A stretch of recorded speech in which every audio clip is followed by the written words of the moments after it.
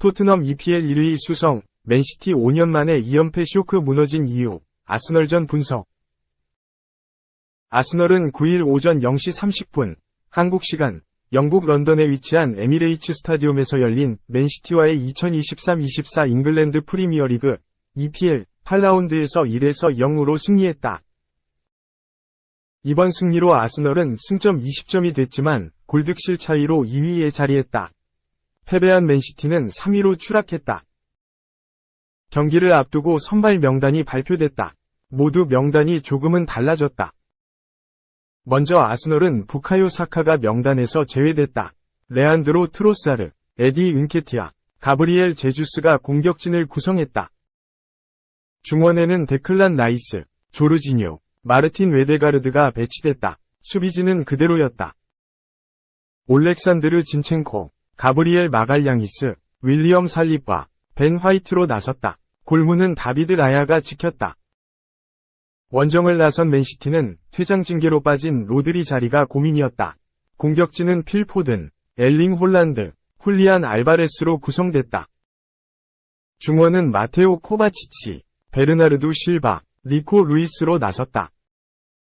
요스코 그바르디올, 나단 아케, 후뱅 디아스, 카일 워커의 400이었다. 에데르송이 골문을 맡았다. 맨시티가 시작부터 아스널을 위협했다. 전반 4분 포든의 코너킥이 날카롭게 휘어져 올라왔다. 라야가 나왔지만 제대로 처리하지 못했다. 그바르디올이 집중력을 발휘해 슈팅을 이어갔다. 라야를 지나친 공이 골대로 향했지만 라이스가 골대 앞에서 머리로 쳐냈다. 아스널은 맨시티가 준비한 압박 패턴을 빠져나오는데 고생했다. 반면 맨시티는 아스널의 압박을 비교적 수월하게 벗겨냈다. 그 과정에서 전반 11분 조르지뉴에게 경고가 주어졌다. 수비력과 기동력이 떨어지는 조르지뉴가 경기 11분 만에 경고를 받은 건 아스널의 굉장한 리스크였다. 아스널이 어이없게 선제골을 내줄 뻔했다. 전반 17분 마갈량이스의 패스를 받은 라야가 공을 빠르게 방출하지 못했다. 라야가 시도한 킥이 알바레스 발에 맞고 골대로 빨려 들어갈 뻔했지만 역그물을 때렸다. 천운이 따른 아스널이었다. 전반 중반부터 경기가 다소 거칠어지기 시작했다.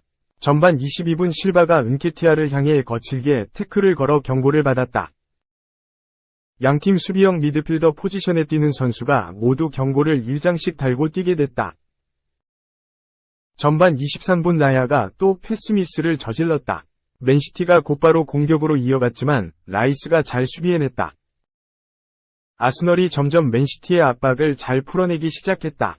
전반 26분 진첸코의 패스가 절묘하게 은케이타에게 향했다. 은케티아가 시도한 과감한 슈팅은 골대를 살짝 벗어났다. 전반 27분도 맨시티가 거친 반칙을 범했다. 이번에는 코바치치가 웨데가르드에게 거칠게 태클을 시도했다. VAR 판도까지도 진행됐지만 판정은 달라지지 않았다. 맨시티가 전반 34분 순식간에 득점 기회를 만들었다. 홀란드를 향해 롱패스가 전달되자 홀란드가 여유롭게 잡아서 알바레스에게 넘겨줬다. 알바레스가 과감하게 슈팅을 시도했지만 뜨고 말았다. 이어진 플레이에서 코바치치가 라이스를 향해 또 과감하게 태클을 시도했다. 주심은 반칙을 시도했지만 경고까지는 꺼내지 않았다. 아스널 선수들의 항의에도 판정은 달라지지 않았다. 미켈 아르테타 아스널 감독도 분노했다. 전반 막판에는 맨시티가 분위기를 가져갔다. 전반 40분 그바르디올이 오버래핑을 올라왔다. 날카로운 크로스가 라야를 넘어갔다. 홀란드 머리에 맞지 않으면서 아스널이 위기를 모면했다. 전반전은 이대로 종료됐다. 후반 시작과 함께 아스널은 가브리엘 마르티넬리를 트로사르 대신 투입했다. 알바레스는 전반전처럼 라야를 향한 강한 압박으로 또 아스널을 위협했다. 아스널에서는 라이스가 힘을 냈다. 후반 5분 좋은 커팅 후 달려가는 마르티넬리에게 절묘한 패스를 넣어줬다. 마르티넬리의 슈팅은 에데르송 정면으로 향했다. 후반 10분에는 맨시티가 역습으로 나섰다. 루이스가 직접 공을 몰고 들어왔다. 아스널 선수들이 루이스에게 반칙을 저지른 후에 루이스가 골망을 흘렀지만 주심은 인정하지 않았다. 맨시티가 점점 주도권을 잡아가기 시작했다. 후반 13분 맨시티의 좋은 공격 전개가 이어졌다. 순식간에 알바레스의 슈팅까지 이어졌지만 아스널 6탄 수비도 대단했다. 아스널은 마르티넬리 쪽 공격이 활발했다. 후반 16분 우측에서 마르티넬리에게 수비가 쏠리면서 진첸코가 크로스를 올릴 공간이 나왔다. 제주스가 진첸코의 크로스를 받은 뒤 슈팅을 시도했지만 수비에 막혔다. 맨시티는 후반 23분 루이스, 코바치치, 알바레스 대신 존 스톤스, 마테우스 누네스, 제레미 도쿠를 투입했다.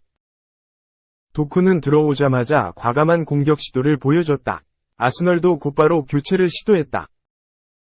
진첸코, 은케티아, 조르지뉴가 나가고 토미야스 타케이로, 카이 하베르츠, 토마스 파티가 투입됐다.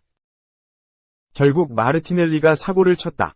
후반 41분 하베르츠가 밀어준 공을 마르티넬리가 과감하게 슈팅으로 이어갔다. 악해 맞고 굴절된 공이 그대로 맨시티의 골망을 흔들었다. 맨시티는 뒤늦게 파상 공세에 나섰지만 아스널의 수비 집중력이 더욱 빛났다. 맨시티전 12연패를 끌어낸 아스널이 승점 3점을 쟁취했다. 2. 모험적인 선수, 김민재, 빌드업 중심으로 우뚝, 평점 7.6으로 수비진 1위 플러스 패스 성공률 92미는 프라이부르크의 3에서 0 완승. 바이에른 뮌헨은 9일 오전 12시 30분, 한국 시간, 독일 뮌헨에 위치한 알리안츠 아레나에서 열린 2023에서 24시즌 독일 분데스리가 7라운드에서 프라이부르크의 3에서 0 완승을 기록했다.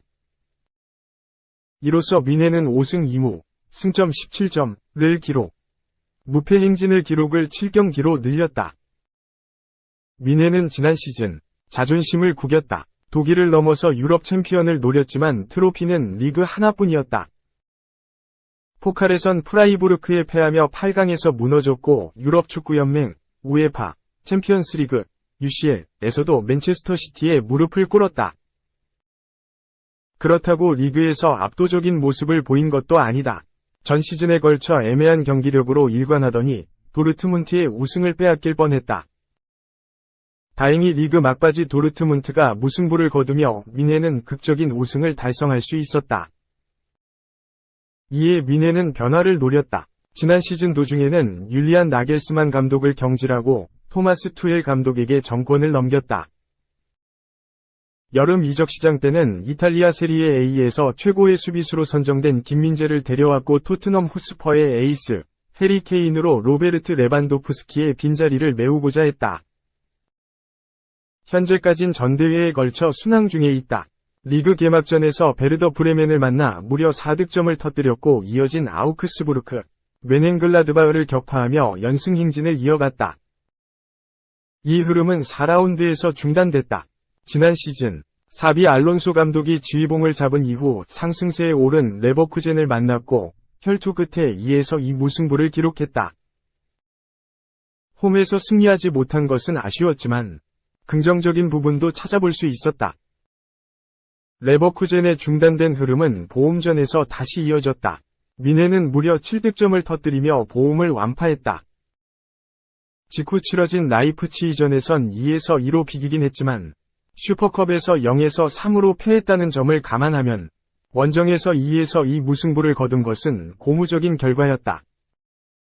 UCL에서도 상승세를 이어나가고 있다.